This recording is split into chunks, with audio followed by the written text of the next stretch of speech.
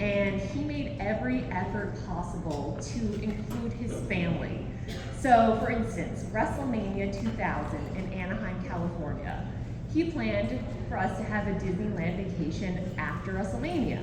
But what he didn't plan for was to have a total botch during his match, in which he attempted to jump off the second rope and drop an elbow onto the announcer's table. But the Foley knees weren't what they once were, and he went crashing sternum first into the corner of the announcer's table. And his first thought was, "There goes Disney." But my dad summoned up the guts, the pride, and the testicular fortitude to make it to Disneyland, because my dad is Mick Foley, and he's a legend.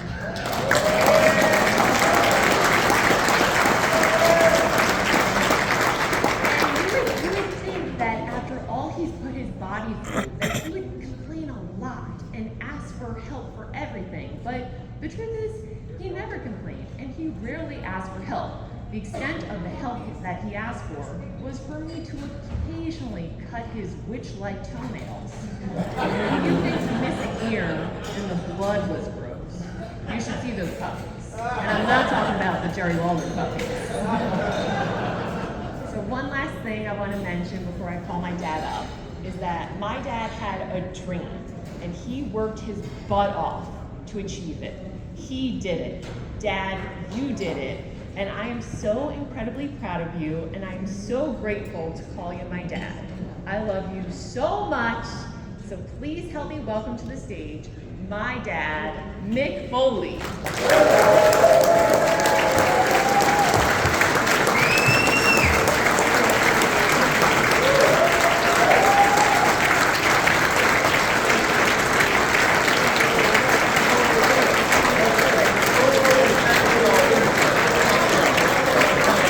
Oh, dogs, yeah.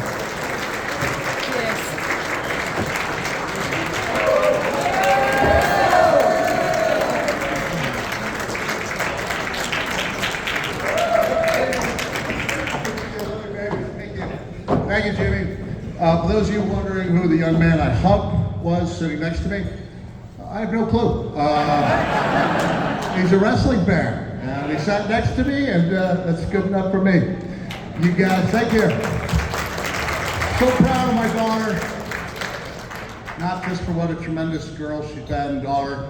I think she knows by now one of my favorite stories is that when she was 19 years old and SummerSlam was being held in Los Angeles, I arranged for her best friend to fly in and go to Disneyland with us for like 3 days.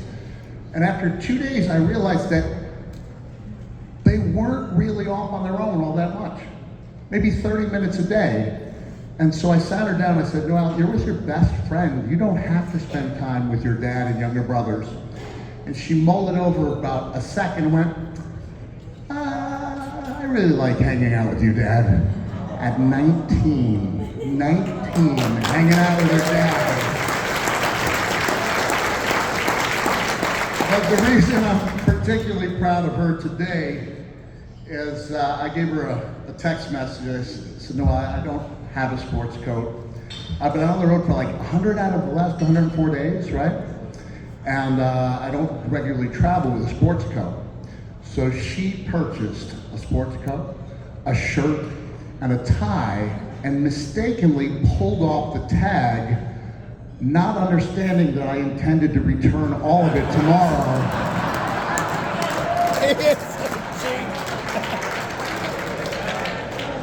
But when I looked at the tag, let me see if I can find my glasses here. Are they on the table? They're on the table? Oh, they're on my shirt? Okay. $34.99. There you go. So thank you, Noel. Listen, I'm a little nervous because I wanted to give a good speech, and I want to recognize people here. I don't want to go on forever, but it's a little bit difficult. This is like a Lifetime Achievement Award, and I was up here 12 or 13 years ago, and I was given an award, not the Mazurki Award, but something pretty prestigious. And I found out that 29 out of 30 members of the CAC board had voted for me, which drove me crazy because I couldn't figure out who did not vote for me. To this day, I think it's Nick Bockwinkel.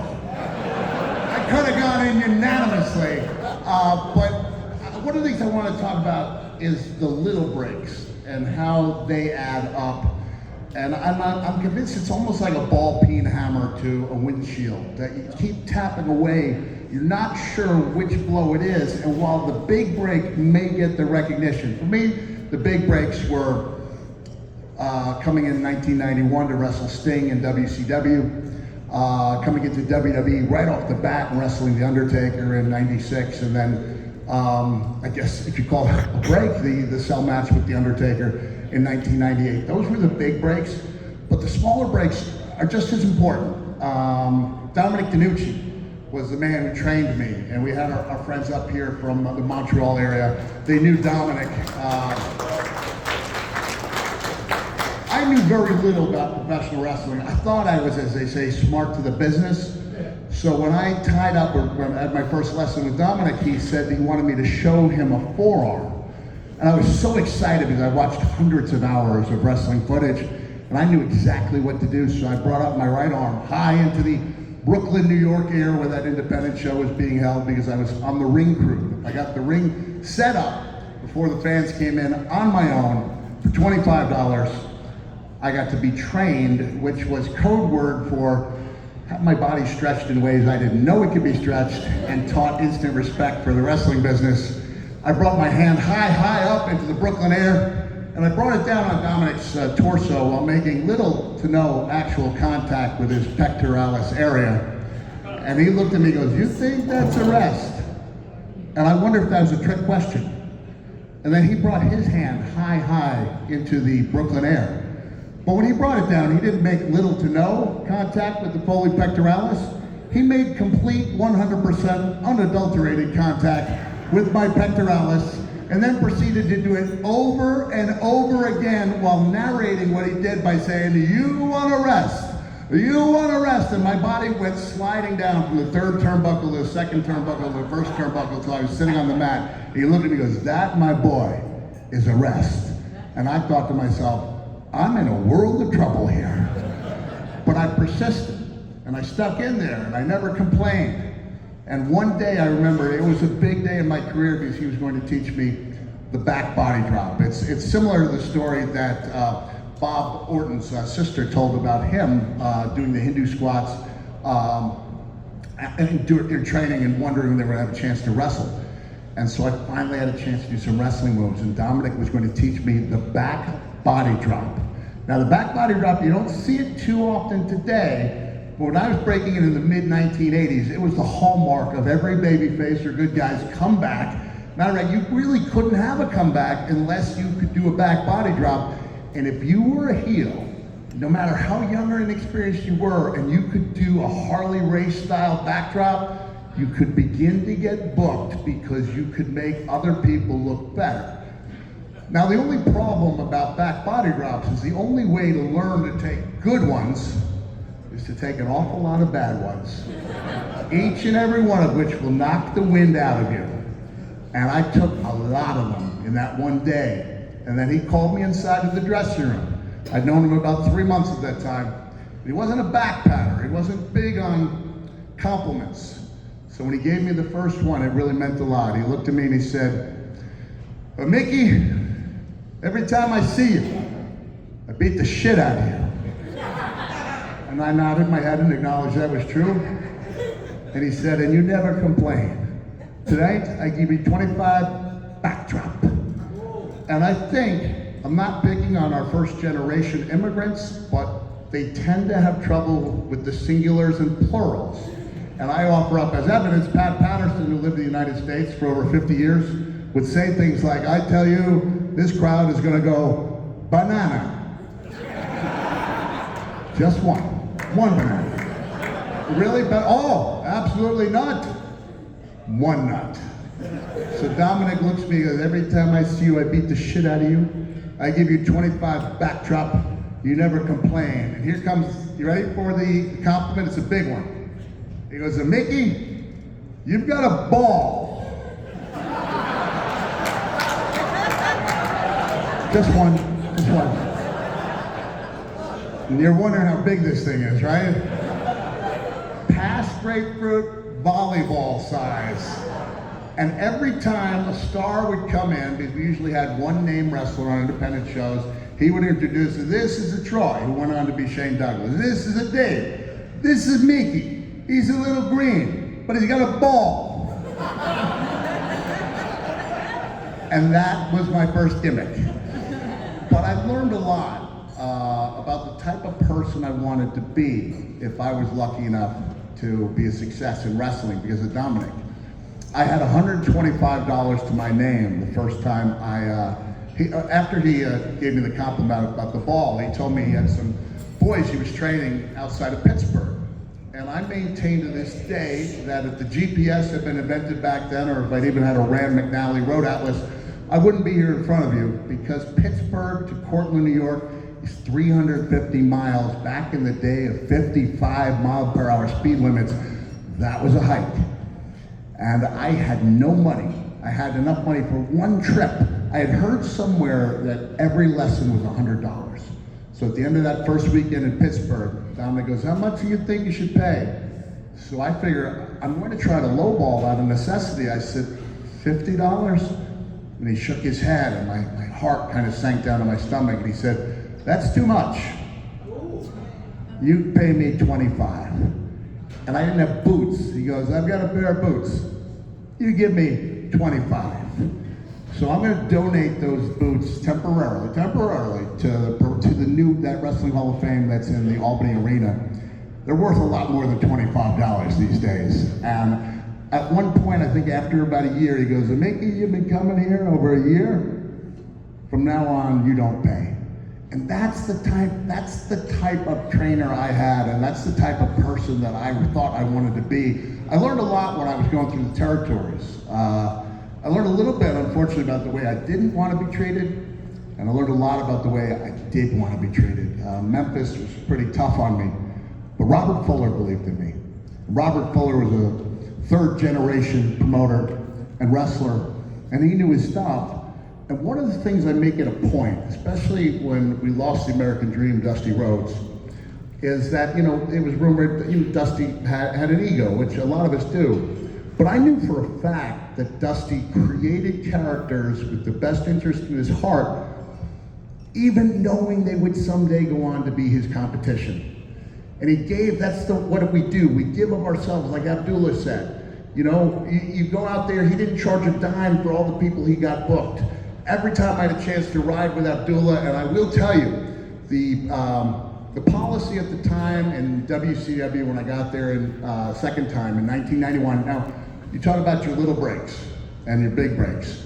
When I got to WCW in 1990, I was used pretty well. Kevin Sullivan and Jim Cornette saw something in me, and because there was no guidelines to how to book losing wrestlers, they had free reign. And they created this incredible gimmick. Ranger Ross knows because he was in one of them. Him and Tommy Wildfire Rich.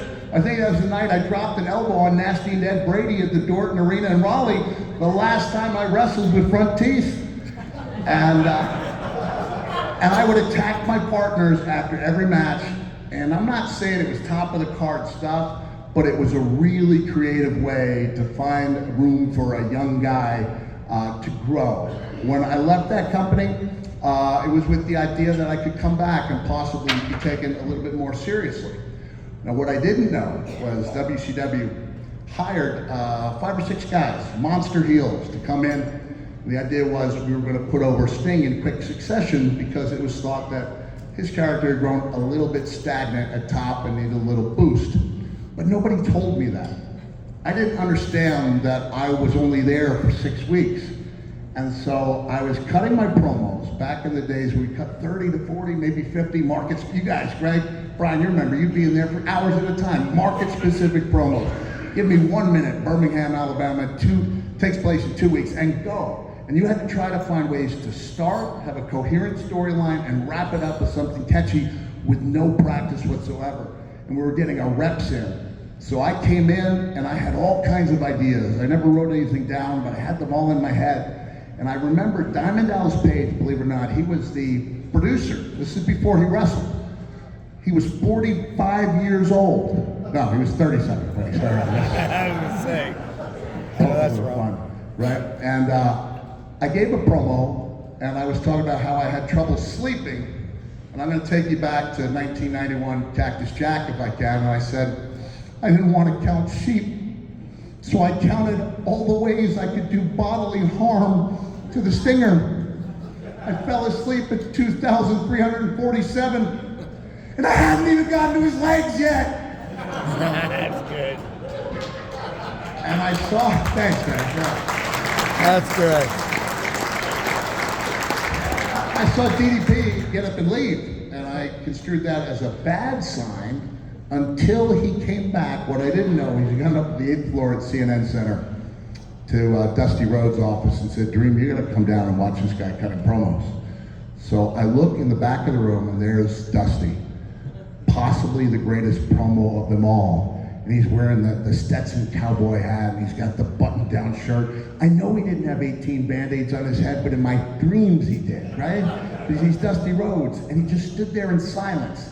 He listened to 2 promos, he walked up to me, put his hand on my shoulder, looked at me and said, I think we're gonna keep you around here for a little while. And that 6-week gig turned into a 3-year run, where not only did I sit under the learning tree, but I did it in the front seat of a Cadillac, because WCW only allowed wrestlers to travel 3 at a time and drive full-size cars, with one exception. I got a Cadillac because I was driving Abdullah the Butcher, and we learned so much. You want to know what type of man he is deep down? I'm going to tell you what type of man he is deep down. It's the type of man who once held a fart in for 300 miles. Stop that. You're getting the fart. So as not to offend my wife, who was traveling, Champ, I was holding it for 300 miles. So, love you, Abby. And I remember documentary showed, and my son Mickey, who's 24 now, so this is a couple of years ago, he was so fascinated with Abdullah the Butcher, and then when I told him I used to be his tag team partner, you could see like respect growing. And then I went back and I showed him the things, and I forgot that we used to scare people legitimately. Like, I still maintain, I don't mean this to become the Abdullah the Butcher hour, but I love today's current product. I do. I really love it. I think by and large, better athletes, better matches. My pet peeves with the current product are twofold. One, I think fans have come to believe there's only one way to have a great match, and the wrestlers kind of adhere to that. And number 2, where have all the monster wrestlers gone?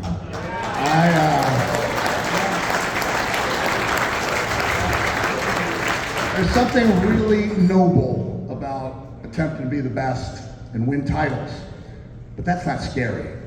So when I used to tune in, and I would see, I didn't tune in, I would only see Abdullah in the magazines. And I thought so highly of him that I actually, on the very first day of my freshman year of college in Cortland, New York, I taped a picture of Abdullah up to the wall and proceeded to tell anyone who listened that he was my dad. And 8 years later, we were scaring men, women, and children alike. But there was just something different about an Abdullah match, about a Bruiser Brody match. And I got a chance to see Barbara Goodish last night. I gave her a bit. I walked by and I fist bumped a bunch of people, and then I hugged Barbara, because she's Barbara Goodish. And without her husband, no, I'm not standing here. I'm not standing here. Abby, it's time for me to talk about another legend here, but I love you. I'm so fortunate to have you here. And it was 30 years ago today that Terry Funk passed the torch. I remember him coming into the dressing room after we'd already had those 2 big stipulation matches. And I have to tell you that I had a defining moment in that second stipulation match. It is true that Terry Gordy punched me as hard as he could several times in the face, but he did so at my request. Because Terry, one of the saddest stories of wrestling, is one of the greatest wrestlers I'd ever seen in his prime. He OD'd on a plane, and he was never even remotely the same. But I wanted to protect his image that he'd earned as a legend in Japan. And I said, Terry, you're revered over here. I said, I don't want anyone criticizing anything you do, so we get out there and you throw those right hands. I said, you bring those right hands. You throw them as hard as you can. And I have to tell you, it didn't take much prompting. When push came to shove, if he wasn't hitting me as hard as he could, it felt like he was hitting me as hard as he could. And in my head, that glass half full guy, I'm like, ooh, this has to look good. But we get into the second round, and I'm facing Shoji Nakamaki in the barbed wire board, 1,000 bed of nails. There's so many ridiculous stipulations on top of each other. I wanted to do something different with the board. So when Nakamaki was outside, I gave him a backbreaker and I laid him down on the ground. And then I turned the bed of nails over on top of him. And I got out there on the ring apron for the Cactus Jack 3-step approach. And I had this talk with myself and went like this. That's a human being down there. You can be benevolent and kind, or you can make sure this shit looks good. And I made sure it looked good. And I'm not gonna lie, when I heard his screams of anguish, I kind of liked it. Did not mind it. Thank you, but Terry walked into the dressing room, and I'll never forget, we didn't talk about the match at all. He just walked into the dressing room and he said, you know, I wouldn't do this for many people. And that night he passed the torch to me.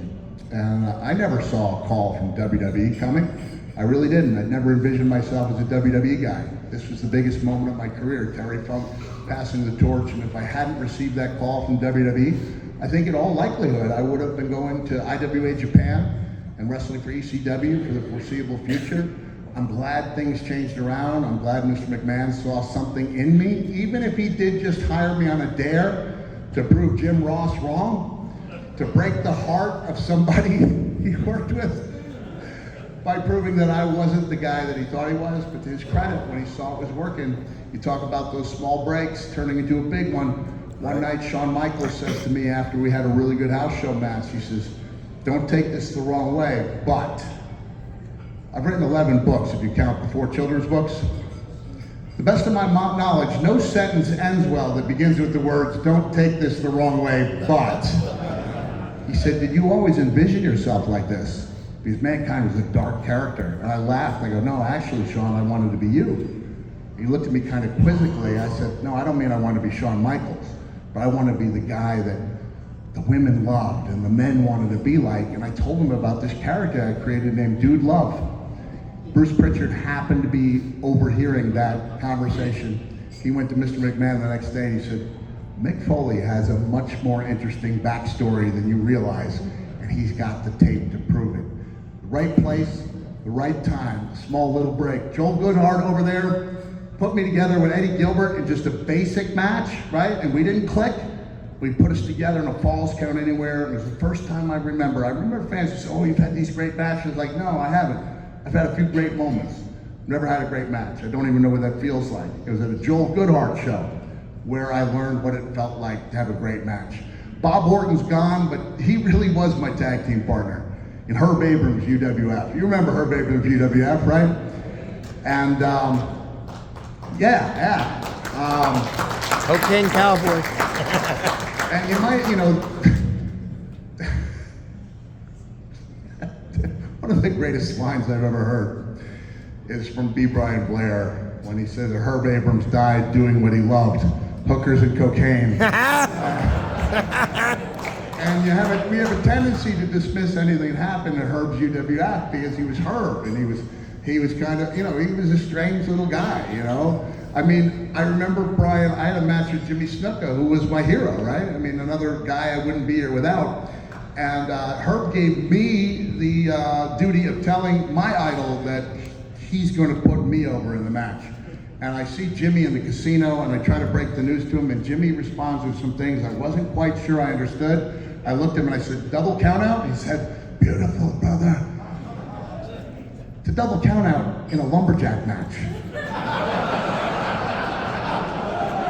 That's not supposed to happen.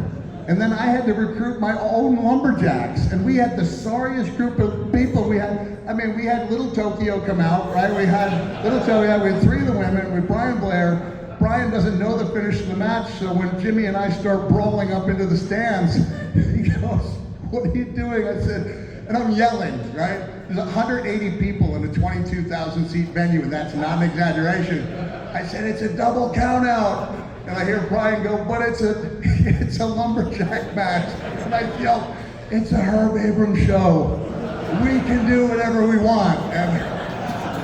But the key to my time at UWF was it was there that I had like a light switching moment, because I remember specifically what it felt like to no longer feel foolish in front of a TV crew. It was easier to get pumped up and motivated in front of a live crowd, but to do it in front of people who literally filmed thousands of these things and can't wait to get out of there and escape into your own world and feel like what you have to say is important enough for people to listen, that happened in Herb Abrams' UWF, and I'm so grateful for that. Now, Terry Funk, the story I want to tell you about, is not the culmination of our feud in Japan, which was 30 years ago today, in front of 30,000 people at Kawasaki Stadium. What I want to talk about is the first ever no rope barbed wire Japanese death match we had in front of 150 fans in near freezing conditions. 150 die-hard wrestling fans in a little prefecture of Tokyo. And it was one of those arenas where I didn't even get to see Terry, let alone talk to him, because he was so revered in Japanese culture that he dressed with the other Japanese. So in my dressing room, it's me, Tracy Smothers, a big kid from Canada named Rick Patterson, and the Headhunters hovered over a kerosene heater trying to keep our hands warm. And the final match, semi-final match ends, and then the young boys, that's the name we give the Japanese trainees, they start taking down the ropes, they start putting up the barbed wire, and I realize I've got like 20 minutes to transform into another type of human being. So a lot of you grew up wrestling fans, even those who were scared of Cactus Jack and Abdullah, or scared by 1996, Mankind have come to believe I'm a kind-hearted and benevolent human being, right, Noel? And for the most part, that's a good thing. You know when it's not a good thing? When you're getting ready for your first no rope barbed wire Japanese death match, and I needed a little bit of inspiration, and I found it in a cassette called Little Earthquakes by Tori Amos.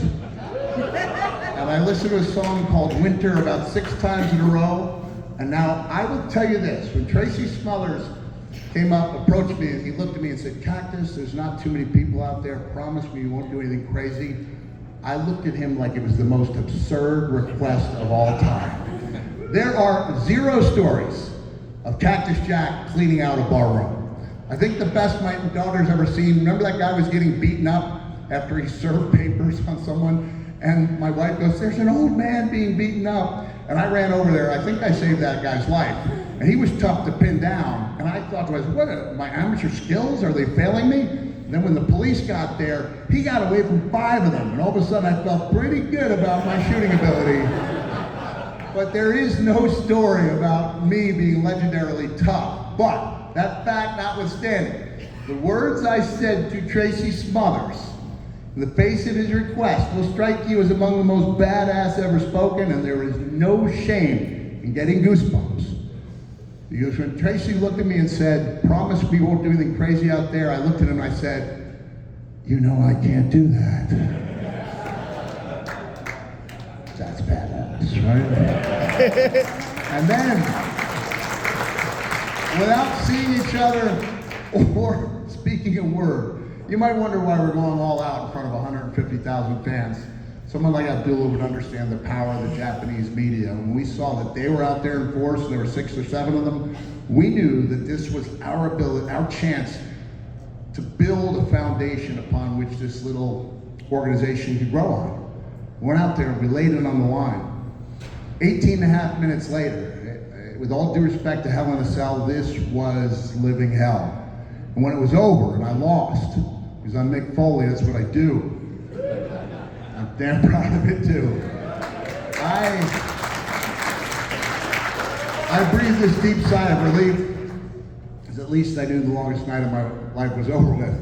And then I heard this sound. It was like a ghost in the wind, and it went like this, went, Cactus.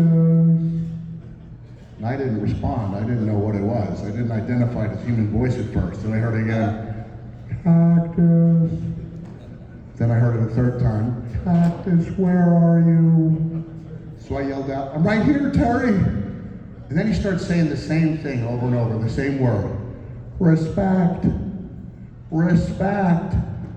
Dusty Rhodes may have been the greatest promo cutter of all time, but I'm going to give my evidence as to why Terry Funk was actually the greatest promo cutter of all time. The greatest promo I've ever seen was when Terry Funk retired for good from wrestling the first time.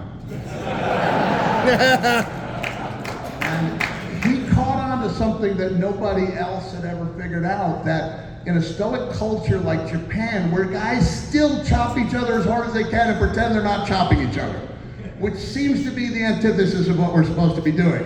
But it's a macho culture. But Terry Funk realized not every one of them was as macho as we'd like to think they were. Just like I realized years later, not everybody watching WWE TV was as cool and hip as we were marketing them to be. Terry realized there was something out there for someone willing to wear their heart on their sleeve and show emotion. And he's doing this one promo, and he's got the blood commingling with the sweat and the tears, and that was freaking beautiful. He just said one word over and over, forever. Forever, and when you thought he couldn't say forever again, he'd say it one more time. How can I prove it was that good? Because I was given a backstage tour at Universal Studios in California in 2000, and I'm driving by on a golf cart, and I hear a voice going, forever, forever, forever, and I turned around, and it was Eddie Murphy. Eddie Murphy. Cutting Terry Funk promos puts Terry at number one on my list. He kept saying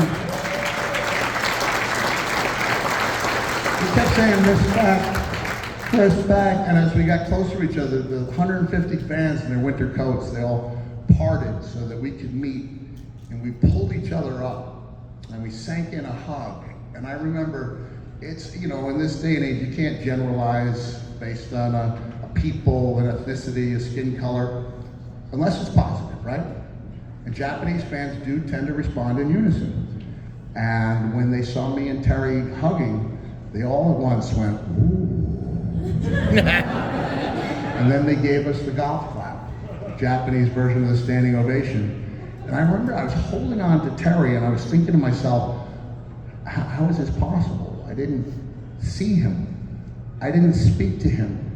And yet this is the greatest story I've ever told in a wrestling ring, and I'll never tell another one quite like it, until I heard Terry say 3 more words. 2 words at first. Pile drive me. And I said, what? He said, pile drive me, Cactus. And I knew my story was gonna be ruined, but he was Terry Funk, my mentor and my idol.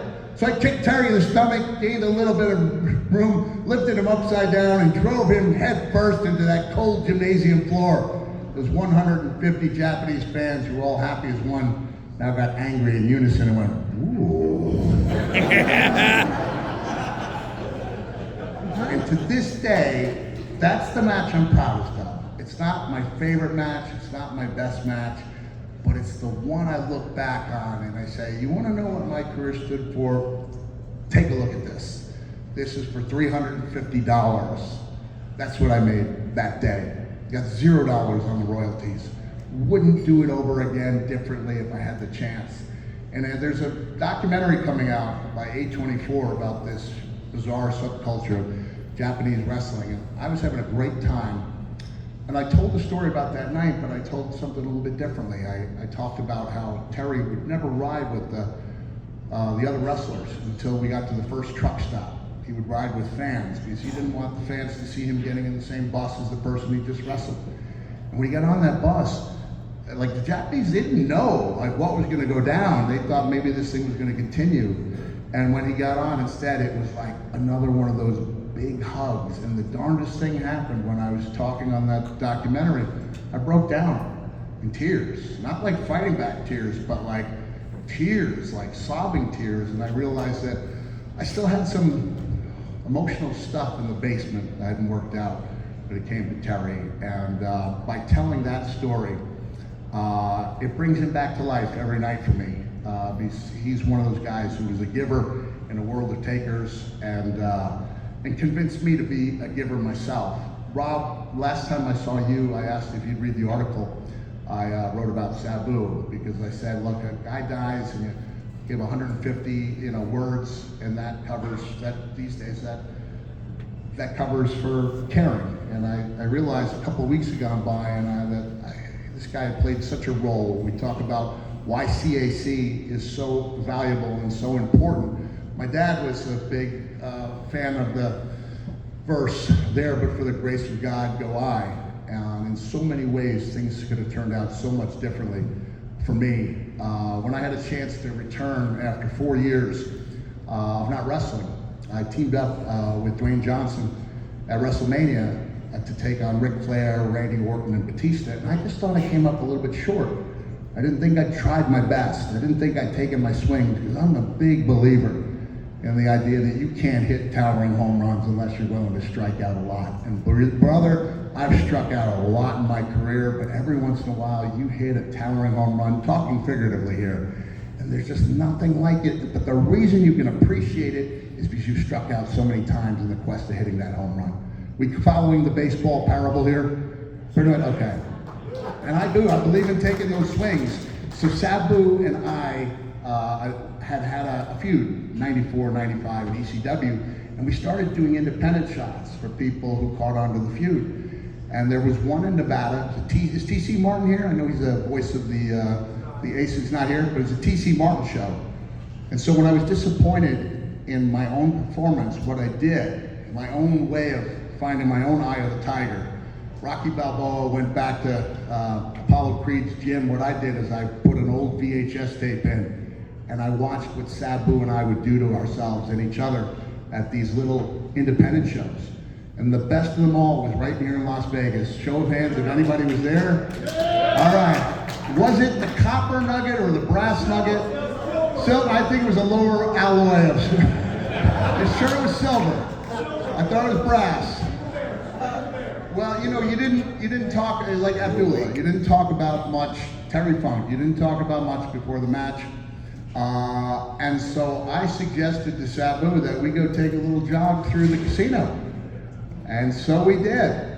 I did not know how seriously people took their blackjack and poker here in Sun City. And I did what we call Operation Clean Sweep at our house. I took my forearm and I took about $15,000 of chips off with one fell swoop, not realizing I just committed a crime in the state of Nevada.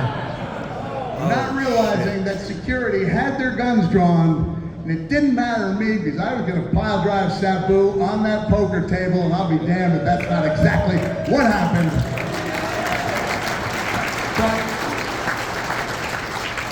But he brought out the best in people.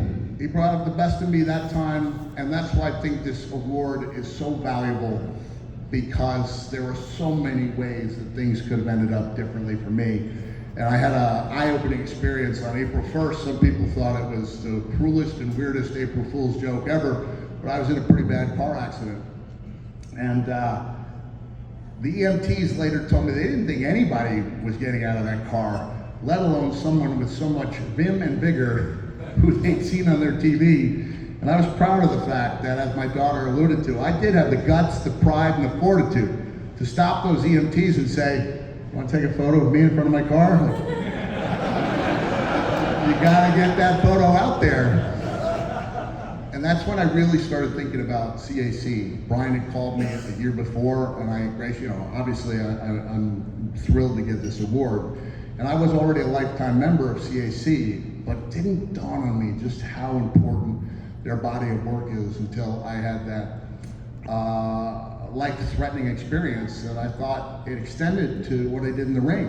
There were a lot of well-meaning old-timers who were warning me about the way I'd be feeling when I got to be about my age right now. And a lot of them had me in a wheelchair about 20 to 30 years ago. And I'm so lucky to still be standing, doing fairly well, all things considered. But I know some of my associates are not. And that's why I think it's so important that we have an organization like this. Brian, I'm so gratified. Every time, I appreciate that.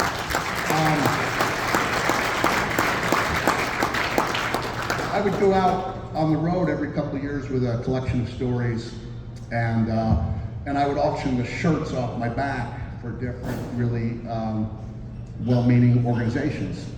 And it never hit me until I had that accident that CAC should be the one. This tour, I don't change it from town to town, even though that's fine. But I just thought, you know, here's something we can all agree upon, and it's something that, believe it or not, most of us in the wrestling community are not aware of. So I'm here, hopefully. I don't have the skills that Brian has to organize and to make things happen. We all play a role in life, and I think we all can play a role in CAC, and my role is to get the word out. Try to raise the money, but really the money I'm raising on the road with these shirt auctions is hopefully a drop in the hat compared to what could happen if the right people hear about this organization, realize they spent dozens of years, a better part of a lifetime, loving and appreciating what we do without even considering that there's an opportunity to give back. So that's the role I'm playing here. I've got a final story I'd like to sum up, and I think it says something important. But for those of you who have a bingo card out here, I'm not sure you have this on the bingo card, but in case you're wondering how Steve Austin will react if he were to land in Oz, I'm going to show you how that conversation might go by bringing up one of my oldest friends, Jason Sensation. Come on up here, Jason. You guys can film this if you want, all right? This is something ridiculous we did many years ago. We just thought it up in the car, and we went for it. We took our swings, and that night we hit out of the park. We might strike out here, but doggone it, we're going to take our swings, all right? So just imagine, if you will, Stone Cold Steve Austin, house taken away in a twister, lands in Oz, and when he gets out, he's not happy at all. Go ahead, take it, Steve. I ain't happy to be here at all. What the hell am I doing here? This ain't like Texas. Where the hell am I? Wait, Steve. Actually, you'd be surprised to learn that Texas and Oz are not all that different. Do you enjoy doo-wop music? Yeah, actually, doo-wop's my favorite music. Well, if you had to pick a favorite doo-wop band, which would it be? I don't know, maybe Sha Na Na? Sha Na Na is a good choice. Do you like junk food, Steve? I do like junk food. Would you like to tell me about some of the junk food you enjoy? Why, hell, I like McDonald's. I like Wendy's. I like Burger King. I like hamburgers. I like cheeseburgers. I like fries. I like poutine. I like chips. If you had to pick one favorite junk food, what would it be? Maybe ho-hos. We have this thing on Oz, professional wrestling. Not sure if you're aware of it, but we love it. Just wondering if you're aware that such a thing exists. Really? Yeah. Monday Night Raw? Well, there you have it. Oz and Texas are not that different at all. Sha na na, ho ho ho's, and a couple of Monday Raws. That's how we play the day away in the merry old land of Oz. Sha na na, ho ho ho, Couple of Monday Raws. That's how we left the day away in the merry old land of Oz.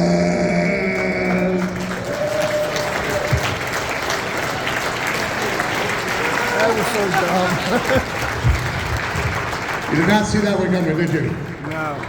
I want to close on a note. My ass hurts. It's one I'm hesitant to talk about because it does involve a wrestler who one time seemed to be on the precipice of something big. And I think one of the saddest things in life is the loss of potential. And Dwayne Johnson at one time seemed to have a promising.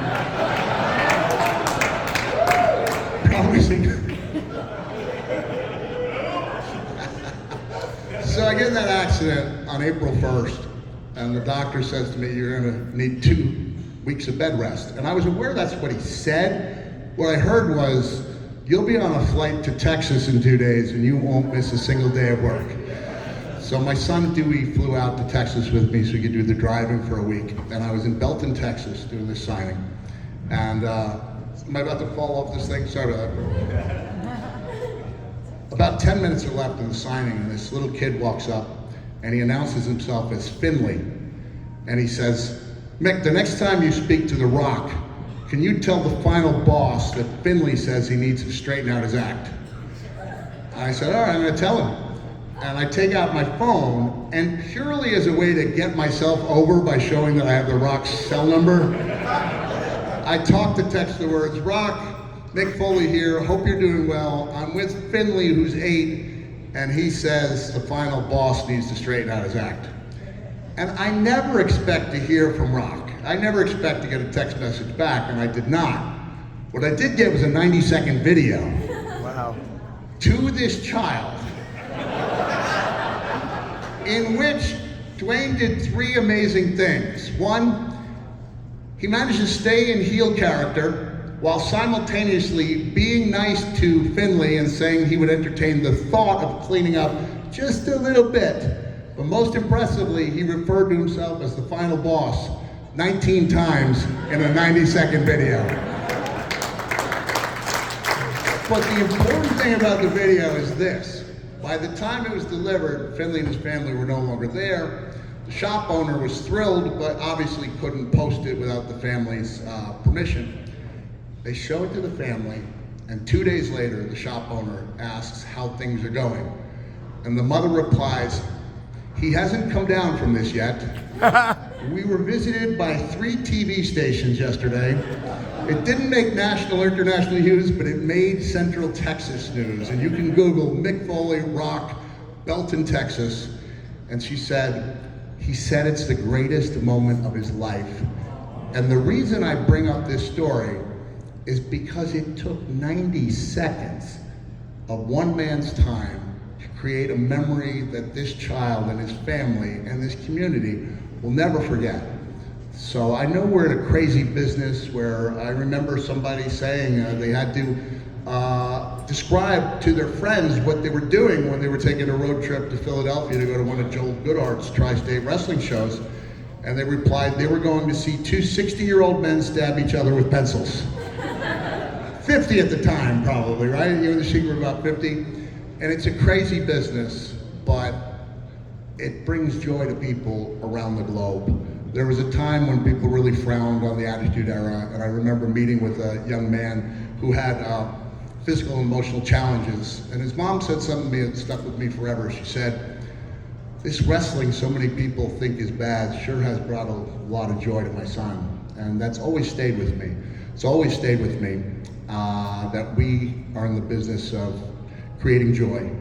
And a lot of you have traveled a long way to be here. I thank you for supporting our unique form of entertainment. There's nothing else like it in the world, like pop culture, pop culture borrows from us in ways they don't even understand, but so many people have learned so much about the way to promote events, whether it's UFC taking on a certain type of angle aspect, or even the low angle shot at one of the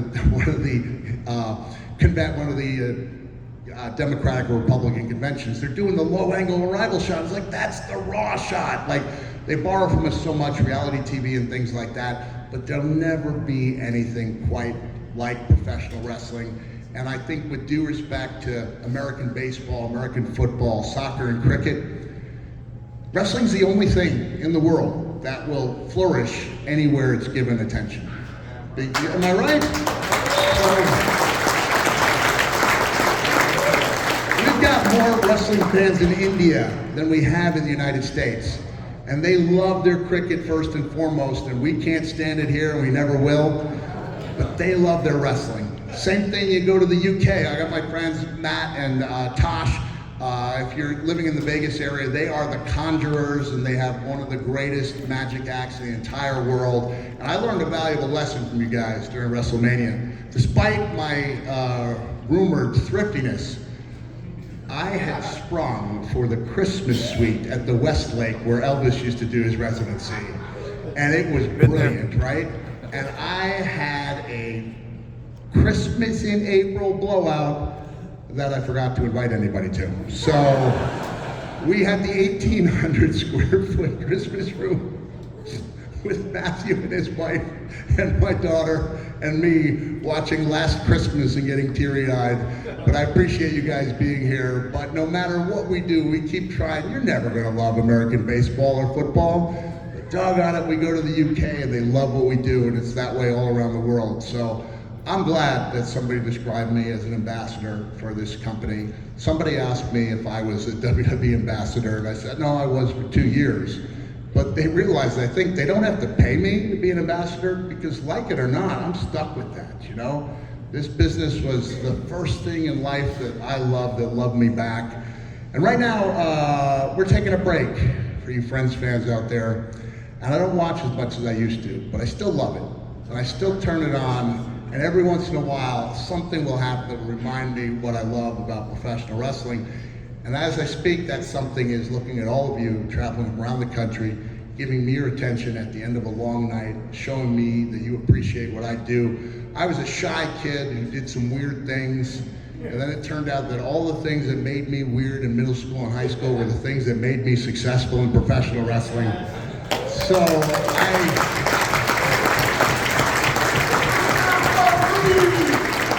I encourage you to take your swings, embrace your weirdness, and have a nice day. Thank you so much.